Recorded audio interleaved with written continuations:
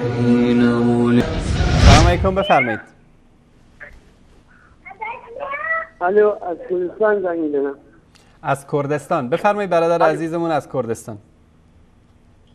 نه، از خوزستان. خوزستان بفرمایید برادر عزیز خوزستانی. من صالح هستم از خوزستان. بفرمایید. ذاتیه که موحد شدم. الله اکبر. الله اکبر. موحدیه که بعد به قرآن میخونم، به شیعه جماعت میگم که آقا ام المؤمنین ازواج رسول ام المؤمنین، میگن قرآنی که اینو گفته قبول نداریم. الله المستعان.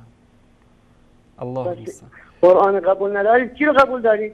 آقا صادق گرامی، شما از چه مینالید؟ اونا وحدانیت الله سبحانه و تعالی رو زیر سوال میبرن که در این قرآن انقدر تاکید شده. شما توقع دارید به ام المؤمنین احترام بگذارن؟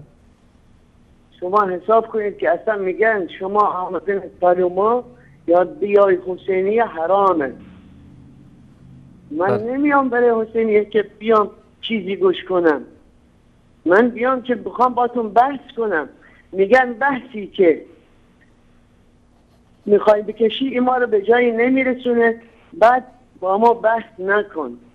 میگم چرا بحث نکنم؟ میخوام به نتیجه برسم که به رفاق سنی هم بگم، جواب بدم. میگن نه، این بحثی که جدل داره و نمیدونم چی، اگر رو پدرت هم باشه بحث نکن. بله آقا صادق بزرگوار.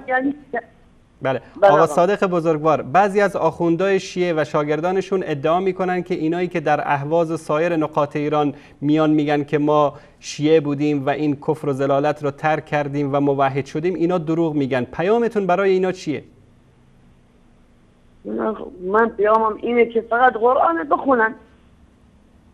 بله. چند آیه هست که قرآن بخونن که اگه به ام المؤمنین توهین کنن، قرآن بخونن، سوره احزاب در بیارن بخونن که ببین چی گفته قرآن، کاری به سنی و شیعه نداشته باشن. همین.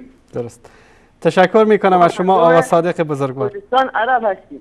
من خوشحال شدم آقای انصاری. سلامت خوشحال شدم که با این تماس گرفتم. سلامت باشید. قربانتون، ان شاء الله رو سفید بشید. سلامت باشید. ان شاء الله رو سفید بشید دنیا و آخرت. آمین. سلامت باشید. سلامت باشید آقا صادق بزرگوار. الله مطالب ستون کنه. قربانتون، خیلی ممنون. خدا نگهدار. ان شاء الله رو سفید